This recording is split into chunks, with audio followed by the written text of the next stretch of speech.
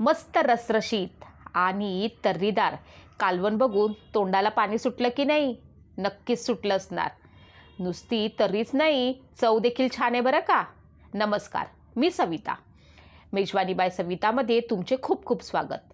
आज मी गेले होते मार्केटला. समोर दिसले खेकडे. म्हटलं चला आज खेकडे बनवायचे, म्हणून मी आले आपले बाजारातून खेकडे घेऊन. बघा कसे वळवळ करतायत. त्यांना जसं मी टाकलं तसे त्यांनी इकडे तिकडे पळायला सुरुवात केली बरं का. आता ते कितीही पळाले तरी मला मात्र त्यांना पकडायचंच आहे. मी त्यांना पकडलं आणि अशा पद्धतीने त्यांना साफ करायला सुरुवात केली. आता ह्या नांग्या ज्या आहेत त्या मी अगोदरच तिकडून कापून आणलेल्या होत्या. आता हे अशा पद्धतीने वेगळं करून घेतलेलं आहे. तशी मला खूप भीती वाटते, पण आता जर चमचमीत तुम्हाला खायचं आहे तर थोडासा त्रास देखील सहन करावा लागणारच आहे ना.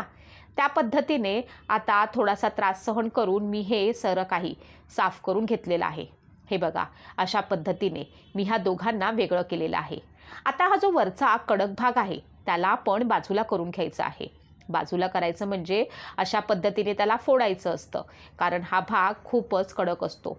तो त्याचा भाग जो आहे तो काढून टाकायचा असतो. हे अशा पद्धतीने मी साफ करते. तुम्ही कसं करता ते मला कमेंट बॉक्समध्ये नक्की सांगा, कारण प्रत्येकजण वेगवेगळ्या पद्धतीने ते साफ करत असतं. मला असं जमतं म्हणून मी असं साफ करते. अशा प्रकारे मी एक एक सर्व प्रकारचे हे खेकडे साफ करून घेतलेले आहेत. त्यानंतर त्यांना मी स्वच्छपणे धुवून घेतलं, कारण ह्यांना धुवावं देखील स्वच्छपणे लागतं बरं का. दोघांनाही मी स्वच्छपणे धुवून घेतलेलं आहे. हे बघा हे असे आता तयार झालेले आहेत. आता ह्याच्यानंतर आपल्याला करायची आहे पुढची तयारी. आता मी ह्याच्यात टाकलं हळद, मीठ अशा पद्धतीने चवीनुसार मी टाकून घेतलेलं आहे. आता त्यामध्ये मी लिंबू पिळलेला आहे. आता मी ह्याला व्यवस्थितपणे हलवून घेणार आहे. अद्रक लसूणची पेस्ट पण टाकली बरं का, ते अगोदर सांगायला विसरली. आता बघा ह्याला असं छानपैकी मिक्स केलेलं आहे. व्यवस्थित सगळ्या खेकड्यांना लागेल अशा पद्धतीने त्याला हलवायचं आहे. प्रत्येक खेकड्याला ते लागलं पाहिजे तर चव लागेल. आता एका कढईत घेतलं आहे तेल थोडंसं गरम झालं, त्यात टाकला कढीपत्ता. आता त्यामध्ये मी टाकत आहे कांदा. तो थोडासा गुलाबीसर होऊ द्यायचा आहे. थोडासा गुलाबीसर झाला म्हणजे आपण जे मगाशी हळद, मीठ, लिंबू टाकून लावलेलं खेकडे होते त्यांना आता शिजायला टाकायचं आहे. हे बघा अशा पद्धतीने मी त्यांना शिजायला टाकलेलं आहे.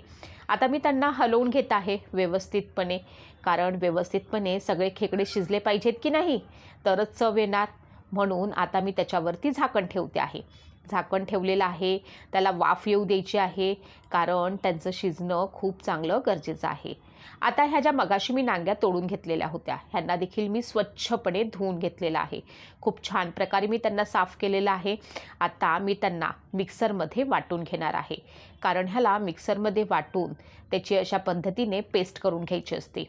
आता ही पेस्ट मी गाळून घेणार आहे, कारण त्याला गाळून घेतल्यानंतर त्याचा जो वरचा सर्व जाडसर भाग असतो तो सारा काही निघून जातं आणि जे आपल्याला चविष्ट हवं आहे तेच फक्त खाली येतं. कारण जर का तुम्ही हे गाळून घेतलं नाही तर हा जो कडक वरचा जाडसर भाग आहे तो दाताखाली येणार आणि ते खाण्यातली सगळीच मजा निघून जाईल. म्हणून ह्याला व्यवस्थितपणे मी गाळून घेतलेला आहे. सर्व त्यातला जो रस आहे तो मी काढून घेतलेला आहे. हा बघा एवढा झालेला आहे. आता आपण बघूया आपले खेकडे किती शिजले आहेत. हे बघा एवढे माझे खेकडे शिजले आहेत. आता मी त्याला व्यवस्थितपणे जे मी काढून घेतलेलं आहे ते त्याच्यामध्ये मिक्स करते.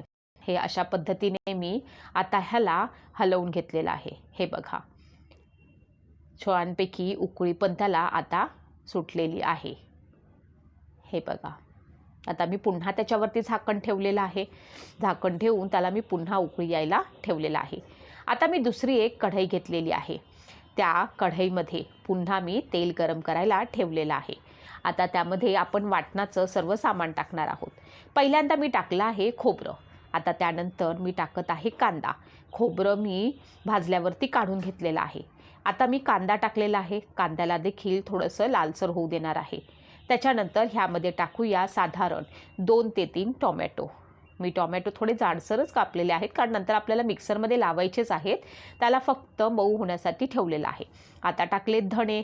धणे टाकल्यानंतर त्याला मी पुन्हा मिक्स केलेलं आहे. आता त्याच्यानंतर ह्याच्यामध्ये खसखस आणि गरम मसाले, लवंग, दालचिनी हे सारं काही टाकलेलं आहे. आता लसूण टाकते आहे, त्याच्यानंतर अद्रक टाकते आहे आणि जे मगाशी आपण खोबरं भाजून घेतलं होतं ते देखील टाकते आहे. त्यानंतर त्यामध्ये मी टाकलेली आहे कोथिंबीर. आता पुन्हा इकडे बघूया आपल्या खेकड्यांचं काय झालेलं आहे नेमकं. आता मी वाटण करून घेतलेलं आहे. दुसऱ्या एका पातेल्यामध्ये पुन्हा फोडणीसाठी आता मी तेल गरम ठेवलेलं आहे. आता ह्याच्यामध्ये कांदा, लसूण, चटणी आणि लाल तिखट अगदी मंद आचेवरती बरं का, असं मी टाकून घेतलेलं आहे. त्याला थोडंसं आलटून पालटून घेतलेलं आहे, कारण ह्याच्यामुळे जी कालवणावरती जी तर्री असते ती खूप छान येते. आता आपण मगाशी जे वाटण घेतलं होतं ते वाटण आपण ह्याच्यामध्ये टाकणार आहोत. पूर्णपणे वाटण टाकून झाल्यावरती ह्याला मी चांगल्या पद्धतीने परतणार आहे, कारण त्याला व्यवस्थितपणे जर का आपण परतलं तरच भाजीची. आता ह्याच्यामध्ये आपण इतर मसाले जसे की हळद, गरम मसाला, धनेपूड हे टाकून घेणार आहोत. ह्याला देखील मी व्यवस्थितपणे मिक्स केलेलं आहे. ह्याच्यावरती मी पुन्हा झाकून थोडंसं तेल सुटू देईपर्यंत मसाल्याला परतणार आहे, कारण तसंही आपण मसाले अगोदर भाजून घेतलेले होते, त्याच्यामुळे हे पटकनच होणार आहे. हे बघा, अशा पद्धतीने मी ह्याला परतत आहे, जसे की मसाल्याला तेल सुटलं पाहिजे. आता थोडं थोडं मसाल्याला तेल सुटू लागलेलं आहे. आता मगाशी जे खेकडे होते त्यांना आपण ह्याच्यामध्ये टाकून द्यायचं आहे. त्याला आता पुन्हा व्यवस्थितपणे हलवायचं आहे. अशा पद्धतीने त्यांना मी हलवून घेत आहे. तुम्ही पण करता का? तुम्ही कशा पद्धतीने करता ते मला कमेंट बॉक्समध्ये नक्की कळवा, कारण तुम्ही जसे करता ती पद्धत देखील मला समजेल. आता थोड्या वेळानंतर पुन्हा मी त्यात पाहत आहे की कशा पद्धतीने ते खेकडे मिक्स झालेले आहेत की नाही. हे बघा, ह्याला मी असं व्यवस्थितपणे हलवून घेतलेलं आहे. तेल देखील व्यवस्थितपणे सुटलेलं आहे. आता ह्याच्यामध्ये तुम्हाला जितकं हवं आहे, तितका रस्सा हवा आहे, तितकं तुम्हाला पाणी ओतायचं आहे. पाणी ओतल्यानंतर उकळी येईपर्यंत तुम्हाला ठेवायचं आहे. त्यात मी आता मीठ मिक्स केलेलं आहे. हे बघा, उकळी आलेली आहे. आता त्याला छानशी उकळी फुटलेली आहे. आता व्यवस्थितपणे हे शिजलेले आहे. तुम्ही त्याचा रंग बघू शकता, किती सुंदर रंग आलेला आहे. चव तर सर्वत्र त्याचा अगदी मस्त सुगंध घमघमाट सुटलेला आहे. मला तर मी कधी खाऊ असं मला झालेलं आहे. तुम्हीही खेकडे तुम्हाला खायला आवडत असतील आणि तुम्ही कशा पद्धतीने बनवता हे दोन्हीही मला कमेंट बॉक्समध्ये सांगायला विसरू नका. मी तुमच्या कमेंटची नक्की वाट पाहीन. बाकी तुम्हाला कसे वाटले ते पण तुम्ही सांगा. आता आली आहे ह्याला काढून घ्यायची वेळ, कारण आली आहे ताट वाढून घ्यायची वेळ. आता मी एक बाऊल घेतलेला आहे.